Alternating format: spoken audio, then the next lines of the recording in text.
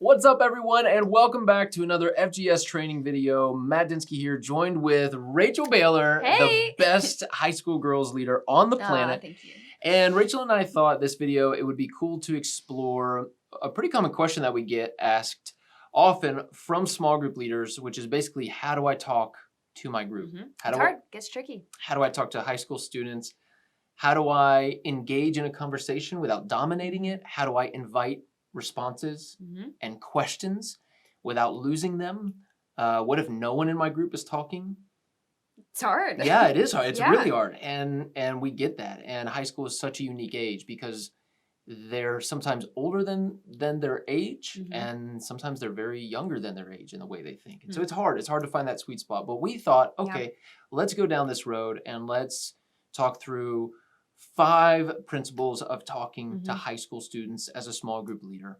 And we really think these 5 are helpful aids in engaging conversation and opening up conversation. That's really what we're after. We don't want small group leaders to just dominate the whole thing. We really want students to feel like, oh, this is good. So how do we actually engage with high school students? Yeah, it's great.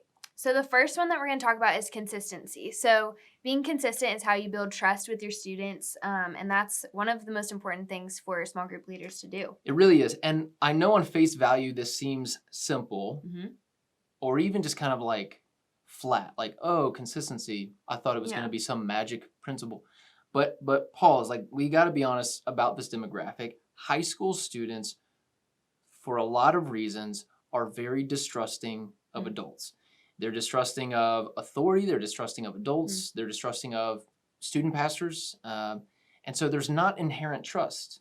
Like, just because you're an adult doesn't mean they're ready to be vulnerable and authentic and real with you. You have to build it. Yeah. And so a lot of times high school students have a mask on for years, and we may never know it. And one of the best ways to build trust is to show up time and time and time again. Yeah. Through consistency. That's true. And your small group might not remember like the little conversations that you have every week 10 years from now.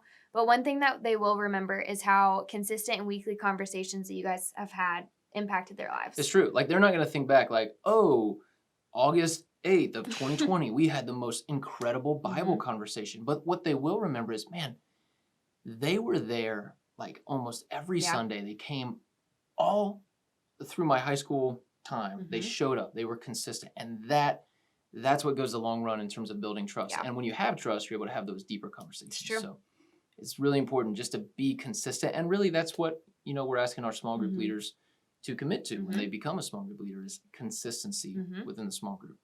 The next 2 principles, so this would be 2 and 3, I'm going to give together because they are kind of a pair. They go hand in hand. They do. And these would be authority and empathy.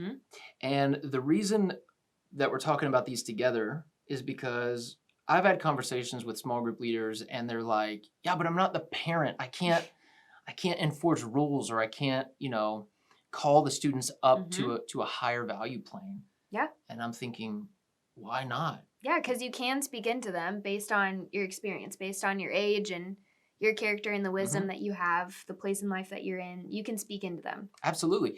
You have the experience, you have the age, you have the wisdom. And so in a very real sense, you have the authority. And God has put you in this position. And so God even has established your place there as the authority. And so you're able to speak into them. What I don't mean is you have freedom to yell at them or get angry at them or just like, whoosh, obey. Like, that's not the authority we're talking about. We're just talking about the positional right to call them to engage with like communal standards, whatever those may be, to speak into their lives, to speak truth, to call sin, things like that. But hand in hand with authority is empathy. Yeah, for empathy is not your position.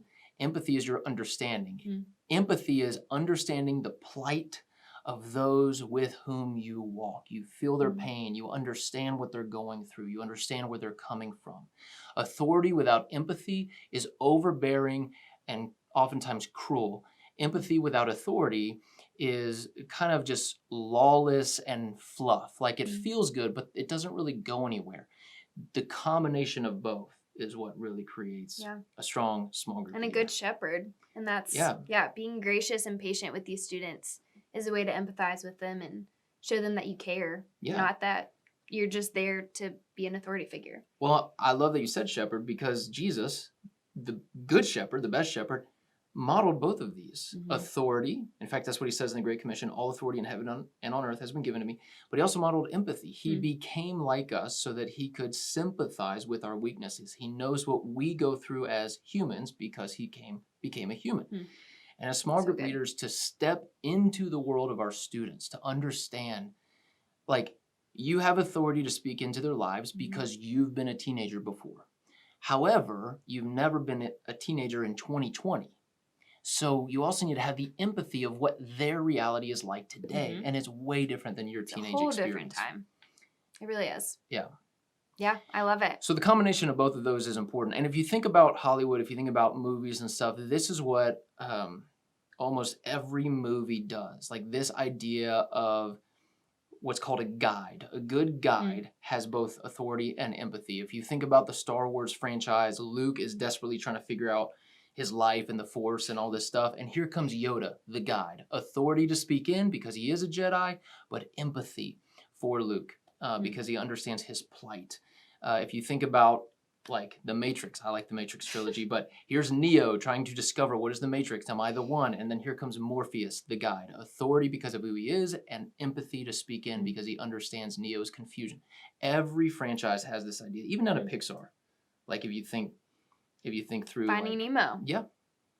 yeah. Dory In some ways, Dory has some authority, some empathy. Absolutely. So good.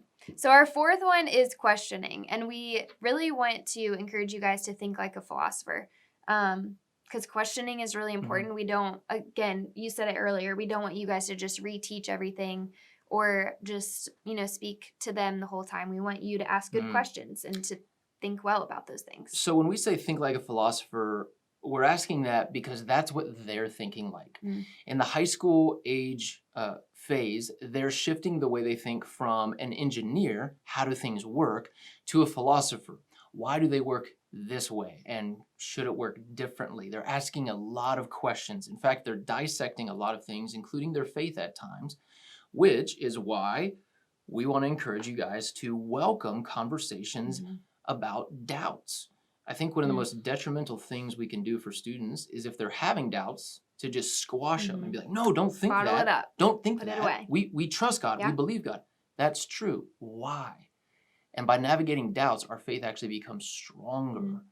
But oftentimes we don't allow room for that. But they're thinking like a philosopher. Yeah, and they're already questioning these things, so why not just talk about it together Absolutely. in a safe space? They're throwing stuff up against the wall. They're seeing what sticks.